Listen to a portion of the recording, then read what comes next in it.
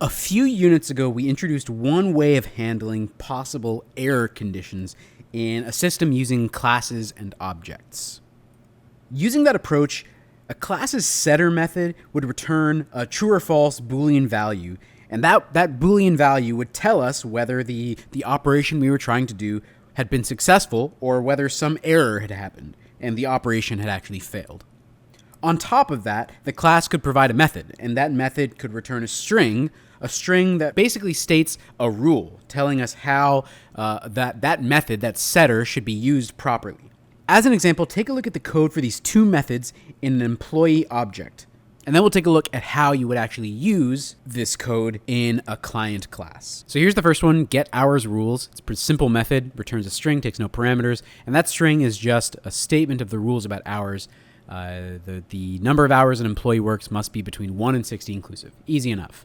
Then in the set hours method, which takes a single int, hours, as a parameter and returns true or false. If we break the rule about hours, we'll return false. Otherwise, we will successfully set an instance variable hours to the parameter HRS and will return true. True indicates that it would work. So here's an example of how we might actually make this work in some client code.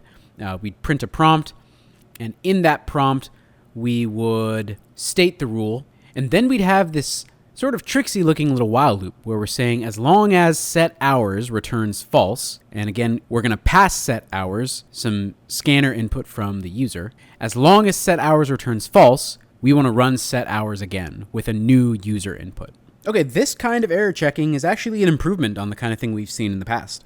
Where basically our classes would just let any errors go undetected and uncorrected. We're going to talk about a more formal way of describing errors in code, error conditions in code, and how we can detect and respond to those errors. Now, before we can actually implement code for error handling, first we have to determine what the error conditions for a class actually are. We want a systematic way to do this, so basically we state those conditions in a class's interface as preconditions and postconditions. In fact, you might think of preconditions and postconditions as a sort of subject of a conversation between the user of a method and the implementer of a method. Here's sort of how that conversation goes. The implementer says, here are the things you have to guarantee to be true before you call my method. Those are its preconditions. The user of the method says, fine. And what do you guarantee will be the result if I actually call your method? And the implementer says, well, here are the things I guarantee to be true after the method finishes running. They're its post conditions. So yeah, that's basically it. Preconditions describe what should be true before the method's called, and post conditions describe what's going to be true after it's finished running. The preconditions describe the expected values of parameters and instance variables that the method's about to use. And post conditions talk about the return value and any changes that we're going to make to instance variables. Of course, those changes would persist because they live in objects. Now, if you think if the caller doesn't actually meet the preconditions, then the method's probably not going to work properly and meet its post conditions. And that sort of makes sense. If you want sensible output, you need to give sensible input. Now, in most programming languages, we write preconditions and post conditions as comments directly above a method. You've been doing this all year. If we were to add this to the student class's method setScore, just as we had seen in the past lectures, we want to think of the two preconditions on the method's parameters. Now, the first thing is that the parameter I that we pass it, that represents the position of the score. So which test score do we actually want to change in the test scores array?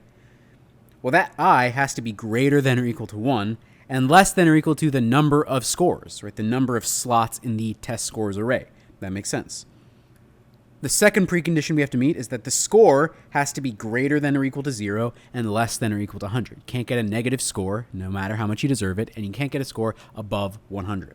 We can see the preconditions stated here pretty nicely right above the method in this header comment. And we can also see the post condition, which is just that the test score at position I has been set to score. Simple as that. If we fail either of the conditions, where we're going to return false, otherwise we'll actually engage our setter and we will return true. Okay, now, not all methods have pre and post conditions. Something really simple like getName. Well, all that does is it returns a student object's name. So, its documentation would really just mention the return value. You don't need preconditions and postconditions for that.